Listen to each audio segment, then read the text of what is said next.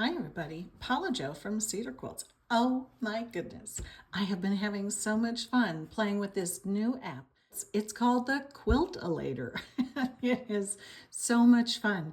It helps you do the math. Yeah. When you open it up, the first thing I like to go to is the blocks.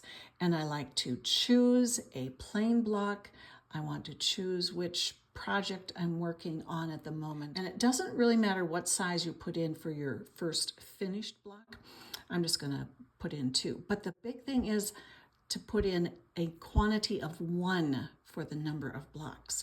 And then you can choose your colors. So if I want to choose a color for my new block, let's say I want a very pale pink.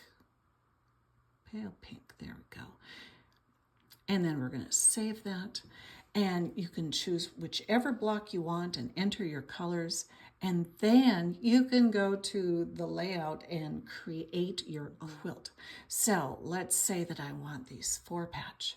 You just touch on the screen where you want them to be and place them and take a look at it. Oh, I want to turn these. You just tap them and they will rotate. Or you could hold on it and it'll rotate it. And then you switch a different block. Oh, I want 4 of these in the center. Again, you can rotate them to where you want them to be, and you can change it around. Oh yeah, that looks cute. And then you can have, let's go back to some more of these. Let's put some more. And again, I want to switch the direction of these. And again, we'll change the direction. Okay, yep, those are looking good. Do a couple more on these. I want these. Go. Need to switch that one. Yep, that looks good. Need to switch that one. Switch that one. Switch that one. Oh yeah, that is looking really good. We can put in a few of the solid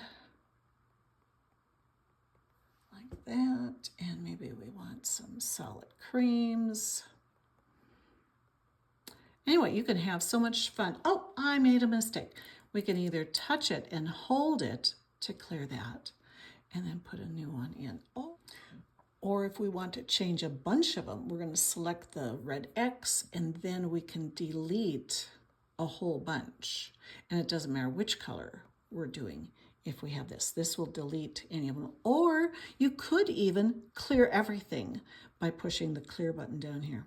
Yeah, but if you want to put them back, you just select whichever block you want to put in, and you can fill them in a hurry. And then you can make changes again. Change the block you want to add. Let's see, do we want some pink ones in there or not? Maybe we want to make some other kind of block with the pink. But anyway, you can make it the way you want it. And then whenever you're happy with it, you hit save. Yeah. You can just keep having so much fun with this. I love it. One of the big things that I really like about it is we can quickly see in real time the size of the quilt. And we can change the size of the blocks and it will change the size of the quilt. And you can go back and forth and change it all up. You can change how many rows you have, make it a little bit bigger, and just keep adding. When you are happy with what you have, you're going to save it. Okay, so now we have our quilt layout made, and we're going to go up to reports, and we're going to click this reports backwards sign. And now make sure we're in the same project. And we have a cutting chart and a fabric manager chart. So there's a couple of reports here, and you can print these out as well. But now that we have our layout made, so it says the separate fabrics and the blocks and how much you're going to need for each of them. We can go to each one. And so some of the fabrics only have the plain square. Some of the blocks have the plain square and the log cabin. Some of the fabrics have the plain square, the 4-patch, and the log cabin. So depending on what your layout is, The report tells you exactly how much fabric you're going to need. And so this is really nice if you are using scraps or if you have to go buy fabric. But you can look on here, and so the plain square of the white fabric, I'm going to need an 8-inch finished side, and I need 20 of them. So it tells me strips to cut. I need 5 strips cut at 8.5 width of fabric so that I finish sewing them at 8 inches finished. You're going to get 4 pieces per strip, and then from there you're going to cut squares. You're going to cut 20 total at 8.5 by 8.5, and the length of fabric you need from the bolt is 43 inches, so you need a yard and a quarter. This is so cool. And the log cabin block, you can see that we need the blue, we need the white, and we need the brown.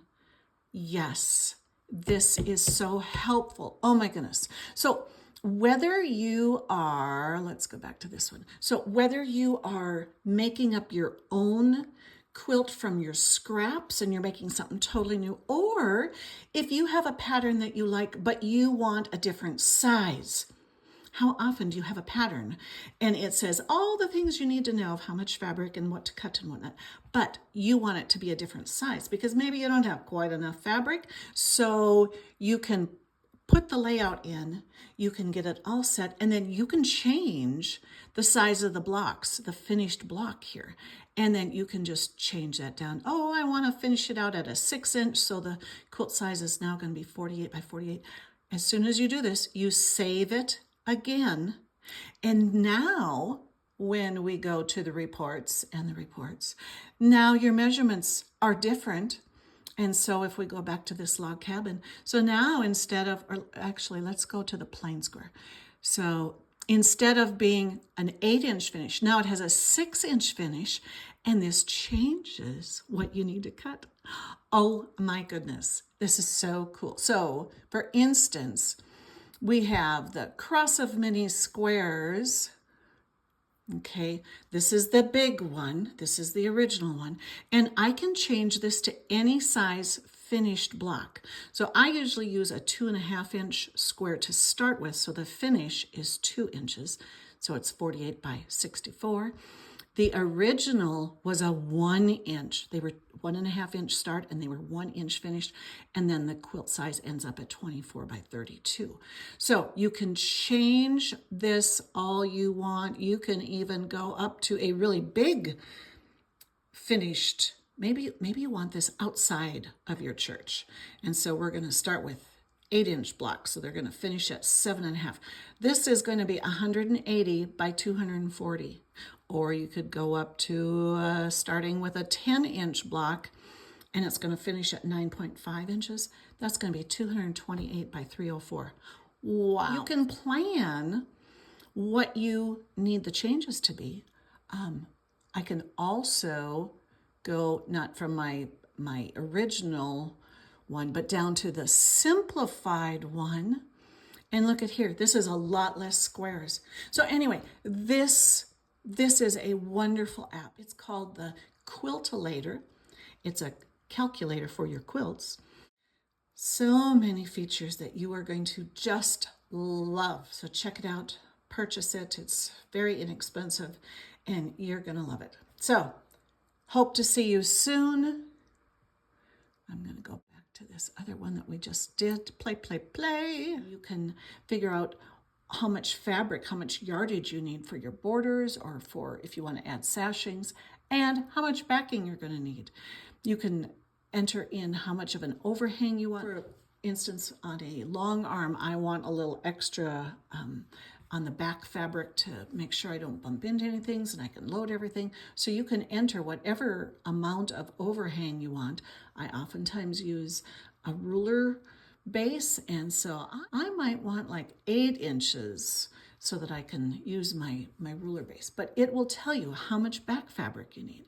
And with the fabric, oftentimes your fabric is going to be 45 inches wide, or I like to use the 108 fabrics, and it will tell you how much you need. So anyway, It is just fabulous. I hope you will go try out the Quilt-a-lator. It's a new app available and you are going to have so much fun. Play, play, play, and tell Paula Joe sent you. Enjoy your quilty stuff. And I'd love to help you if you don't know how to use it.